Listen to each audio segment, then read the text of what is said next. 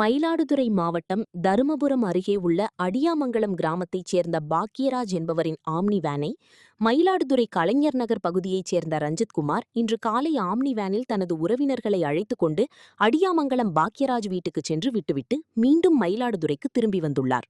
அப்போது மயிலாடுதுறை கலைஞர் நகர் பகுதியில் அருகில் வரும் பொழுது ஊராட்சி ஒன்றிய அலுவலகம் முன்பு வந்தபோது ஆம்னி வேன் திடீரென தீப்பற்றி எரியத் தொடங்கியது. இதனை கவனித்த ஓட்டுநர் ரஞ்சித்குமார் உடனடியாக வாகனத்திலிருந்து இறங்கி அருகில் இருந்த கலைஞர் நகர் பகுதியிலிருந்து தண்ணீர் கொண்டு வந்து ஊற்றி தீயை அணைக்க முற்பட்டார். ஆனால் தீ வேகமாக பரவி கொழுந்துவிட்டு எரிந்து வேன் முழுவதும் தீக்கிரையாகியது. தகவல் அறிந்து சம்பவ இடத்திற்கு விரைந்து வந்த தீயணைப்புத் துறையினர் தீயை முழுவதுமாக அணைத்தனர். எனினும் அதற்குள் வேன் முழுவதும் எரிந்தது. இந்த சம்பவத்தின் போது வேனில் யாரும் இல்லாததால் பெரிய அசம்பாவிதம் தவிர்க்கப்பட்டது. ஆம்னி வேனில் ஒயர் பிரச்சனை ஏற்பட்டதால் தீ விபத்து ஏற்பட்டதாக ஓட்டுநர் ரஞ்சித்குமார் தெரிவித்தார். சாலை முழுவதும் புகை மண்டலமானதால் மயிலாடுதுறை கச்சேரி சாலையில் சுமார் அரை மணி நேரம் போக்குவரத்து பாதிப்பு ஏற்பட்டது.